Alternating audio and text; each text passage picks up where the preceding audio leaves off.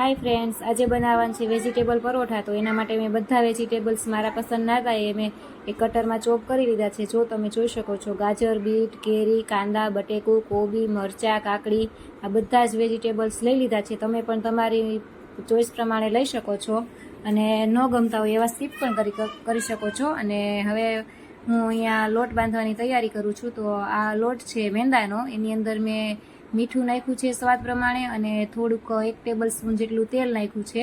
અને પછી એકદમ ઢીલો એવો લોટ બાંધવાનો છે. અત્યારે થોડો કઠણ બાંધીને મૂકી દીધો છે, પછી ઢીલો કરીશ હું. પણ સાથે ગ્રીન ચટણી પણ બનાવવાની છે, તો પહેલાં મેં કીધું ગ્રીન ચટણી બનાવી લઉં. તો એના માટે મિક્સર જારમાં મેં ગ્રીન ચટણી બનાવવા માટે લીધા છે ધાણા, અને અહીંયા લીધી છે મરચી, અને એમાં થોડીક ઉમેરવાની છે ખાંડ, એટલે આપણને તીખાશ ઓછી થાય, અને સ્વાદ પ્રમાણે નમક એટલે કે મીઠું ઉમેરવાનું છે. અને પછી મિક્સર જારમાં એને આપણે ક્રશ કરી લેવાનું છે અને ગ્રીન ચટણી બનાવી લેવાની છે. જો હું તમને બતાવું છું. અને હા, થોડુંક પાણી પણ નાખજો મિત્રો, નકર મિક્સરમાં એમને નહીં ફરે, એટલે થોડુંક મેં પાણી હું અહીંયા એડ કર્યું છે. પછી મિક્સર જારમાં આ રીતના ક્રશ કરી લેવાનું છે. થોડી વાર મિક્સરને ઉપર નીચે આપણે ક્રશ કરીએ એટલે થઈ જાય એ ગ્રીન ચટણી. તમે જોઈ શકશો અહીંયા, હું હમણાં તમને બતાવું છું કેવું સ્ટ્રક્ચર રાખવાનું છે. જો આ પ્રમાણેનું સ્ટ્રક્ચર રાખવાનું છે, બહુ થીક નહીં ને બહુ પતલી પણ નહીં, એ પ્રમાણેનું આપણે એનું સ્ટ્રક્ચર રાખવાનું છે ગ્રીન ચટણીનું. પછી બધા વેજીટેબલ હવે મિક્સ કરી દેવાના છે મિત્રો. જો આ રીતના અહીંયા છે કોબી ને કાકડી ને મરચું, કેપ્સિકમ મરચું લેવાનું છે મિત્રો. પછી ગાજર, બીટ અને કાચી કેરી હતી, તો મેં કીધું લાવ એ પણ નાખી દઉં, તો કાચી કેરી પણ નાખી છે મેં આમાં. અને હવે આમાં છે કાંદા અને બટેકા. આ કાંદા અને બટેકાનું છે કટરમાં આ રીતના તમે એને ચોપ કરી શકો છો, અથવા તો એને ઝીણું ઝીણું સમારી પણ શકો. પછી એની અંદર નાખવાના છે આ રાઈના કુરિયા, રાઈના નહીં, ધાણાના કુરિયા. રાઈના નહીં મિત્રો, પણ ધાણાના કુરિયા. અને પછી સ્વાદ પ્રમાણે થોડું મીઠું એડ કરવાનું છે. અને તમે ચાટ મસાલો આની અંદર પણ નાખી શકો, અને જો એની અંદર ન નાખો હોય તો પછી આપણે પરોઠા બનાવીએ ત્યારે પણ ઉપર નાખી શકો. સાથે આમાં નાખવાનું છે 2 ટેબલ સ્પૂન જેટલું લાલ મરચું, અને થોડું 2 ચમચી જેટલું ધાણા જીરું પણ એડ કરી શકો. મેં કર્યું છે જો. પછી ચટણી તો તમે લાલ મરચું તમારા ટેસ્ટ પ્રમાણે પણ નાખી શકો છો, વધતું ઓછું.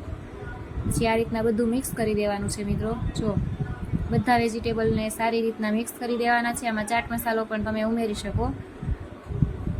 મારે નાખવાનો તો પણ હું ભૂલી ગઈ હતી મિત્રો. અને પછી એક મોટો લુવો લેવાનો છે, અને લોટ મેં એકદમ ઢીલો કરી નાખ્યો હતો, પણ એનો વિડીયો હું નથી બનાવી શકી. એકદમ ઢીલો કરી નાખવાનો છે એટલે ફટાફટ વણાઈ રહેશે. જો કડક લોટ હશે તો ફાટી જશે. પછી આ રીતના મોટું પરોઠું એક વણી લેવાનું છે, અને થોડુંક જાડું રાખવાનું છે. અને પછી એની અંદર હું તમને બતાવું હમણાં. આ રીતના બધું આપણે વેજીટેબલ જે કર્યું હતું એ સ્ટફિંગ કરવાનું છે. પરોઠું વણીને પછી એની અંદર સ્ટફિંગ આવી રીતના કરવાનું, અને પછી લોટને ચપટી વાળી લેવાની આ રીતના. જો હું વારું છું ને એ રીતના તમે જોઈ શકો છો. અને પછી લોટ બધો જ પેક કરી દેવાનો છે મિત્રો. અને પેક કર્યા પછી લોટના ધીરે ધીરે હળવા હાથેથી વણવાનું છે, જેથી કરીને પરોઠું તમારું ફાટે નહીં. જો આ રીતના એકદમ સ્મૂથ હાથે વળે. આપણે વજન નથી દેવાનો, વજન દેશો તો મિત્રો ફાટી જશે પરોઠું, એના માટે વજન નથી દેવાનો. અને કોરા લોટમાં સાથે ડસ્ટ પણ કરતું જવાનું છે. જો આ રીતના પછી એને આ રીતના પરોઠાને વણી લેવાનું છે, જાડું જ રાખવાનું છે. હાથથી આ રીતના થોડું થોડું થપથપાતું રહેવાનું, એટલે થોડું તમારું પરોઠું મોટું થતું જશે. પછી પાટલાને તમે ફેરવતા જશો તોય ચાલશે, અને હાથથી તમને ફાવે તો આ રીતના હાથથી ફેરવીને પણ કરી શકો છો. તમે જોઈ શકતા હશો મિત્રો. પછી મેં અહીંયા લોઢી ગરમ કરી હતી, એમાં નાખી દીધું છે આ રીતના પરોઠું. મેં પણ આ ફર્સ્ટ ટાઈમ બનાવ્યા છે, અમારા સામેવાળાએ બનાવ્યા હતા, તો મેં એને પહેલાં બોલાવ્યા હતા. મેં કીધું ચાલો મને શીખવાડો, તો એમને મને આ રેસીપી કીધી હતી કે મેં બનાવ્યા છે, અને ખરેખર પરોઠા બહુ મસ્ત બન્યા હતા. તો તમે પણ મિત્રો એકવાર આ પરોઠા જરૂરથી ટ્રાય કરજો. અને હા, મારી ચેનલને સબસ્ક્રાઈબ કરી દેજો. અને જો પછી એને આપણે પીઝા કટરની મદદથી આ રીતના કટ કરી લેવાના છે. 4 અથવા 6 જેટલા પીસ તમને અનુકૂળ લાગે એ પ્રમાણે તમારે કરવાનું છે. અને માથે ચીઝ પણ નાખવાનું છે. મેં એનો વિડીયો નથી લીધો. જો આ તમને હું બતાવી દઉં છું લાસ્ટમાં બધું જ, કે આટલા પરોઠા મેં કર્યા છે. અને ચીઝવાળા આ રીતના ખાવાની બહુ મજા આવે. તમે ગ્રીન ચટણી સાથે, દહીં સાથે, સોસ સાથે ખાઈ શકો છો.